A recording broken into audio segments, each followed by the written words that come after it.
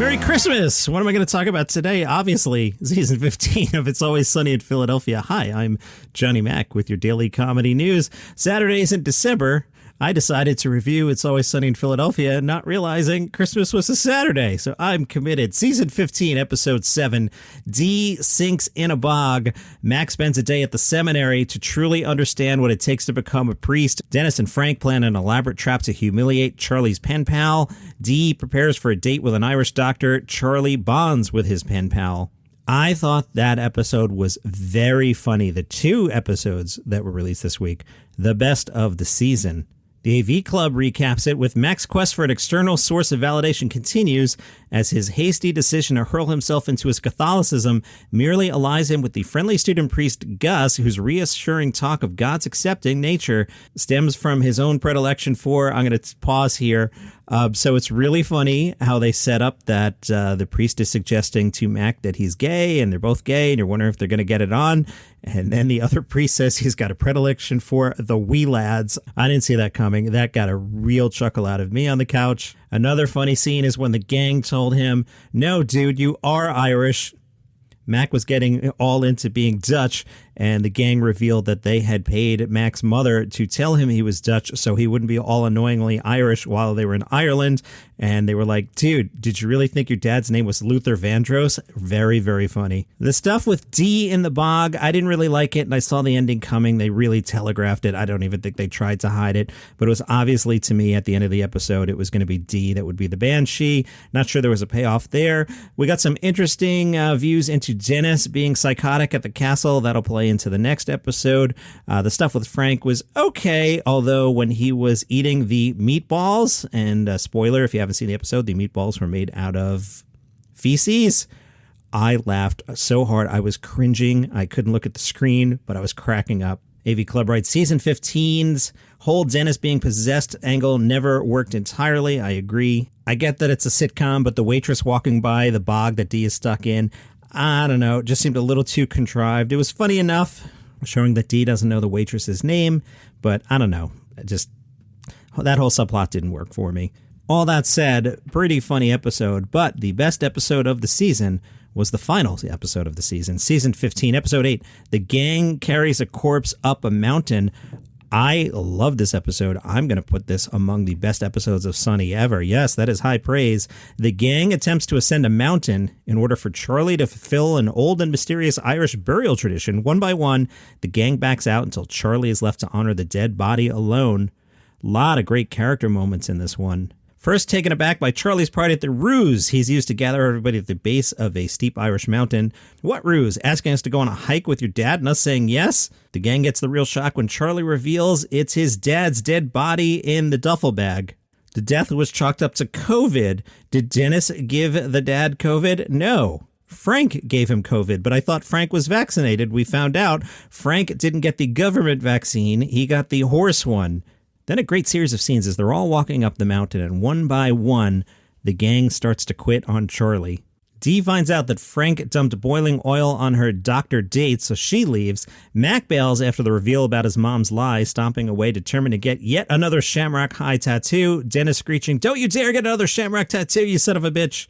That leaves just Frank behind until Charlie drinks from the wrong thermos, the one with urine and then the other one with urine. We get a nice moment. Frank says, "For what it's worth, I'm sorry I'm not your real dad." Charlie agrees, and then he drinks from the canteens and says, "Why is it always something crazy with you?" Charlie drags his father's body up the hill by himself.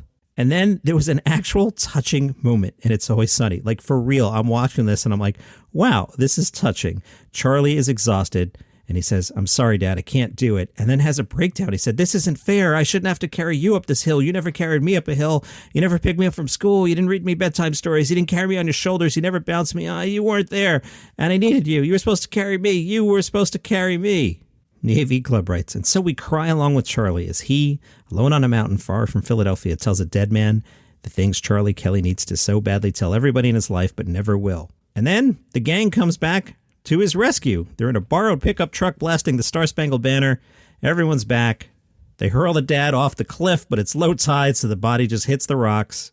And everybody snaps back to normal. Charlie rationalizes that his father was a deadbeat, and the gang all decides to head back to Philadelphia chanting USA, USA. The gang is the gang, and they will always, always have each other. Some observations from the AV Club. Mac's perpetually heartbreaking, pathetic need for love and acceptance is summed up in his pretzel logic explanation to Gus, the pedophile priest.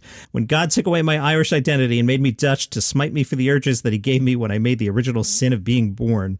And also, in that final episode, Dennis knew a lot about how to get rid of a body. He kept suggesting chop up the body. So that's more of the psychotic Dennis we've seen throughout the series.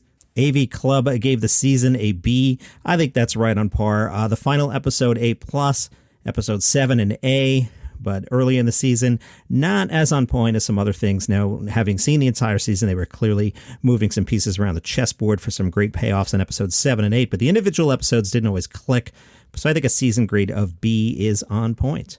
Continuing from last week, Vulture's 17 key episodes of Sunny. Go back and listen to the December 18th episode of this podcast to hear part 1 of that. The Gang Hits the Road, season 5, episode 2. That's actually what I'm in the middle of on my rewatch.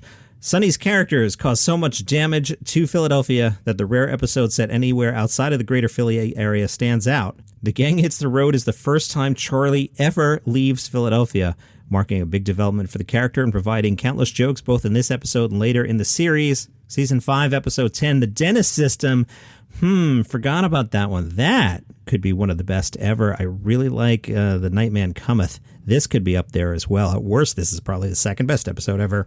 In The Dennis System, viewers learn the extensive process behind Dennis's manipulative seductions. It's painful to watch, but a key window into his character. Season 6, episode 4, Mac's Big Break. In Mac's Big Break, several of the show's most beloved secondary figures, like Rickety Cricket, Ben the Soldier, and the Waitress, get moments to shine with their appearances, serving as a welcome reminder of Sunny's truly impressive world building.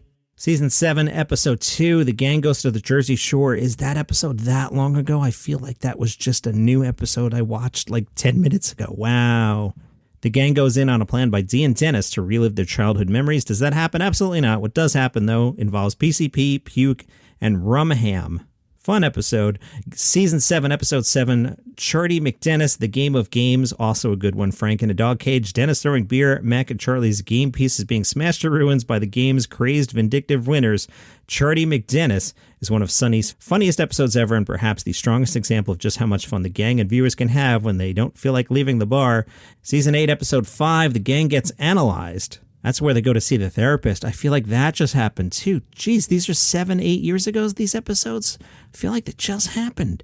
The Gang Dines Out, season 8, episode 9. Mac, Dennis, Charlie, and Frank and a solo dining D all separately go to Gugino's and engage in increasingly disorderly competition, only to eventually join forces at the expense of someone else.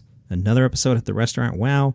Season 10, episode 6, The Gang Misses the Boat.